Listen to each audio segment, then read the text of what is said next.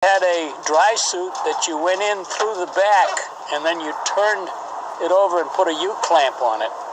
And it supposedly was a dry suit, but they always leaked. Today, Arsenault guides another young team as they prepare to submerge into the frigid, murky depths. We've got some places that we're looking at, what we call hangs, and these are places where the shrimp boats that have been trawling up and down the different waterways have snagged on something underneath. They don't know what it is. They just mark it and say, don't hit that spot because it's going to cost you a whole bunch of money in a net. And we're going to go down there and check out some of these places and find out what it is exactly that's down there. Today's a chilly day. The water's rotating around 52, 53 degrees. Temperature is an issue today. It's a big deal. If you're diving wet, a wetsuit like I am, we've got one diver that's diving dry, but two of us are diving wet. We're probably going to be in the water about an hour per tank. The water penetrates through the wetsuit and it gets into the skin. Now, sometimes the body can heat that water. However, it will bring the body temperature down much faster than if it's just dry air. Despite chilly temperatures, the team remains undaunted in the hunt for the lost H-bomb.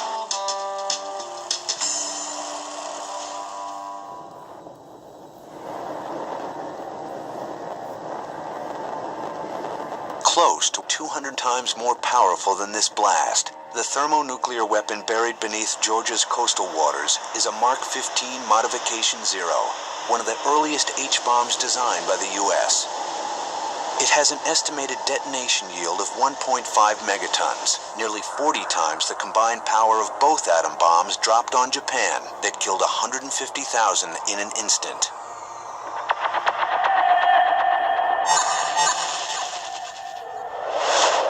The Mark 15 Mod Zero generates its power from two major components: a long fixed secondary device composed of uranium-235 and a round primary removable device, or the pit, a grapefruit-sized capsule of plutonium surrounding a smaller core of beryllium.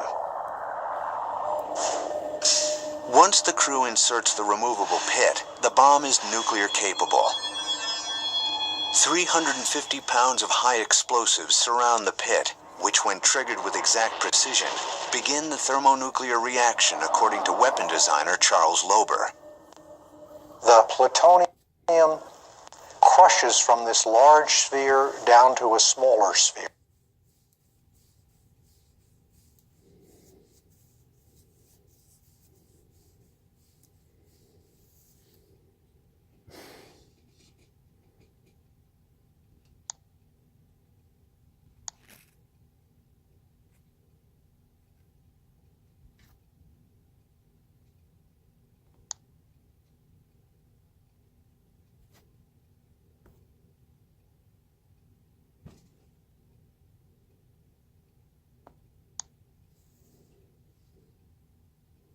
Theories involving nuclear weapons in Israel, there's no question that Fukushima was an impactful event on human civilization. The question is it a lot worse than we could ever imagine? If you enjoyed this list, subscribe to Decagon and join our growing community.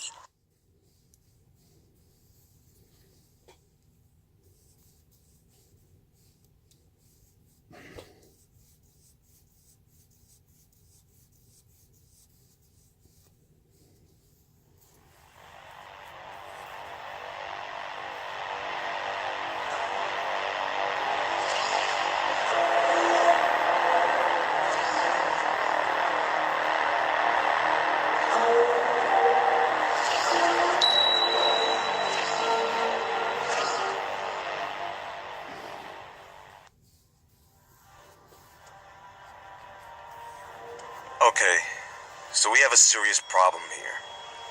And unfortunately, it is going to get worse before it gets better.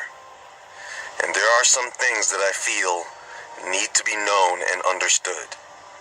Because this affects everyone on the planet. Everyone. And that is Fukushima. It's been several years since this disaster occurred. You would think because there is so little news, especially in the U.S. about Fukushima these days, you would like to think that they are getting things under control. Nope. They can't control it. They can't contain it. This is what they are not telling people. There is a fire of death burning in Japan right now. And the only one who can stop this is God. That's it. There is no stopping this. These freaking idiots have unleashed this beast upon us, folks. This is Japan's Godzilla. This is what you call a monster.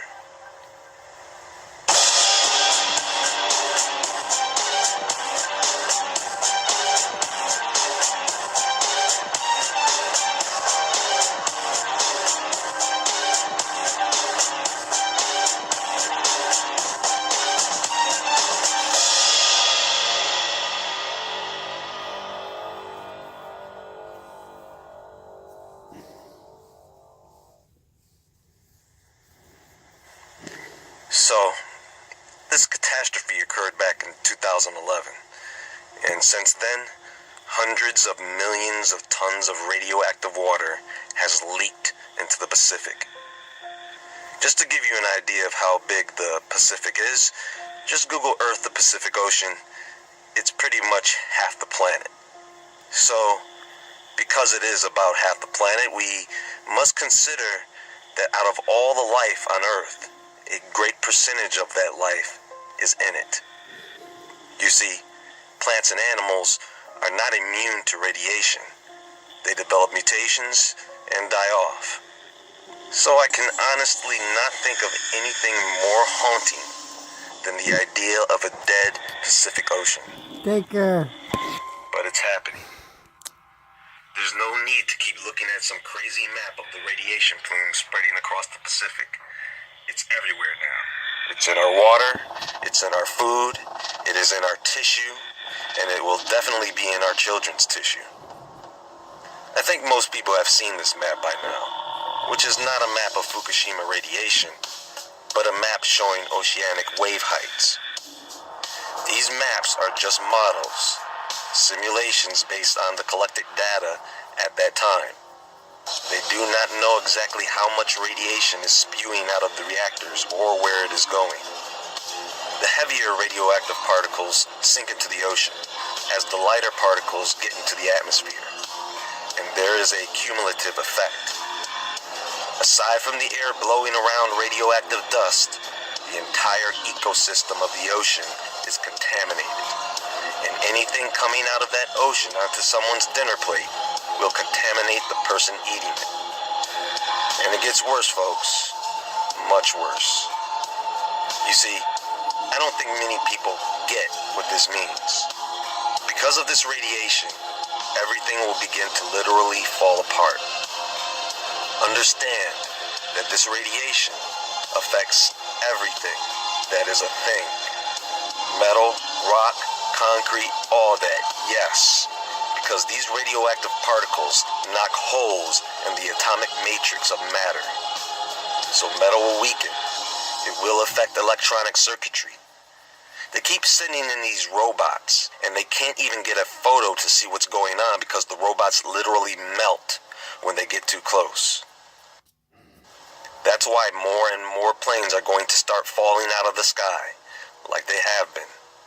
You're going to have more train derailments. You're going to see large structures fail and collapse. Get this, amusement park rides are beginning to lose their structural integrity as well.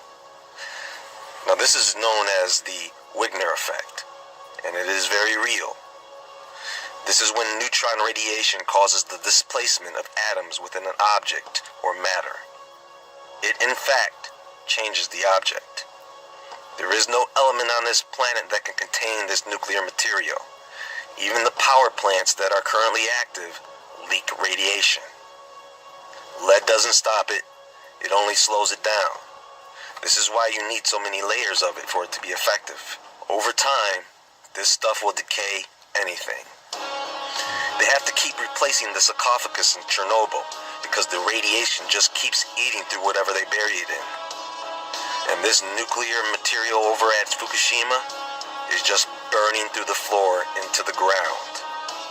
All they can do is just keep flooding it with water that they have to then store in large containers that are not welded but bolted together. These things are leaking radioactive water like crazy, and the amount of radiation coming out of these reactors is increasing. It is a true horror show, ladies and gentlemen. And now the evacuated areas have been taken over by wild radioactive borers. And they are attempting to move people back in. I can't make this stuff up. I can't. And it really brings me to tears knowing that the people of Japan are not going to be well off as a result of this. And we may be witnessing what will be the complete death of this country and its people. But it's not just Fukushima, folks. The Halden nuclear reactor in Norway is raising concerns because it is failing and they are releasing radioactive Take care. particles